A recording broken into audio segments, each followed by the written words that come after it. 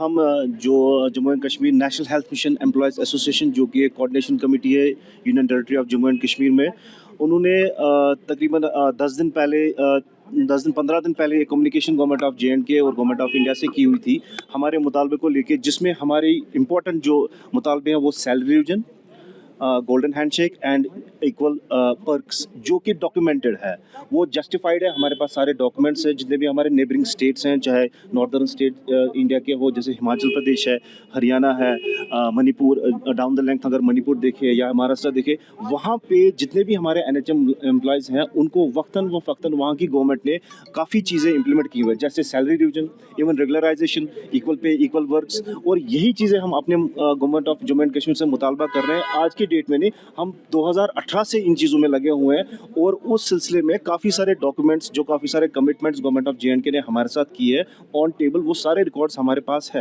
اور آج کے ڈیٹ میں ہمارے ذہن میں ایک انسرٹنٹی پیدا ہو گئی ہے کہ اس میں اتنا ٹائم کیوں لگ رہا ہے، جبکہ نیبرنگ اسٹیٹس ریسنٹلی جو 24 مارچ کو ہماچل پردیش نے اپنے نیشنل ہیلتھ مشن امپلائیز نے ایک کیبنٹ ڈیسیجن میں بجٹ سیشن میں ان کی سیلری ریوائز کی ہے بائی 40%، 50%.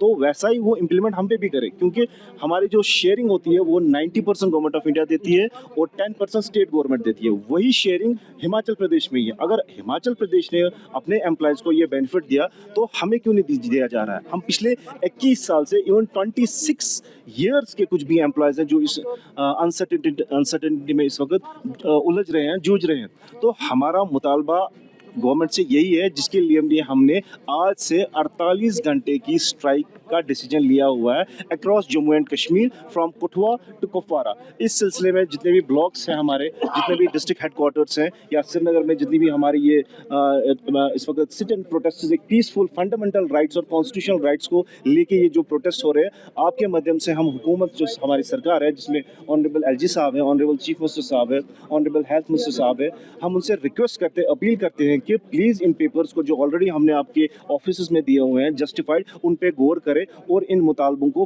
پوری طرح فوری کوشش کرے ہمیں دینے کے لیے. Thank you. جی سر، آپ اپنا نام بتائیے. Doctor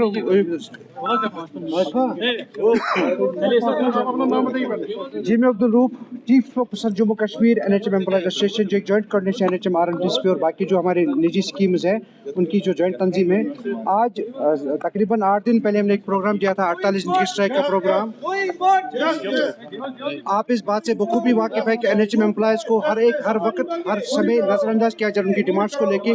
Our main and core demand is to revise the salary of NHM employees across the Jammu Kashmir, immediate job policy, and the golden handshake for those employees who have retired from the services of the NHM department. ہمارا آج protest ہم نے رکھا تھا programme شیر Kashmir park سے assembly لینے کے لیے، مگر سرکار کی قدم کی وجہ سے ہمیں اس کی اجازت نہیں ملی. اب ہم نے آج پورے جموں کشمیر میں ضلعی سطح پر یہ پروگرام رکھا ہے، اور جو مرکزی لیڈرشپ ہے سری نگر میں احتجاج کر رہی ہے، پریس کالونی میں احتجاج کر رہی ہے، اپنی ڈیمانڈس کو لے کے احتجاج کری. آپ کے مادھیم سے آج سرکار کو بتانا چاہیں گے کہ اگر آپ واقعی سنجیدہ ہے جموں کشمیر کے محکمہ صحت کو سدھارنے میں، جموں کشمیر کے جو صحت کے انڈیکیٹر ان کو سدھارنے میں، تو NHM امپلائیز کا جو مسئلہ ہے جس میں ڈاکٹرس ہے، پیرامیڈیکل اسٹاف ہے، مینیجرس کام کر رہے ہیں، ان کے مسئلے کو دیکھ لیجیے اور اس کو بالکل حل کیجیے تاکہ ہمیں بار بار سڑکوں پہ نہ آنا پڑے.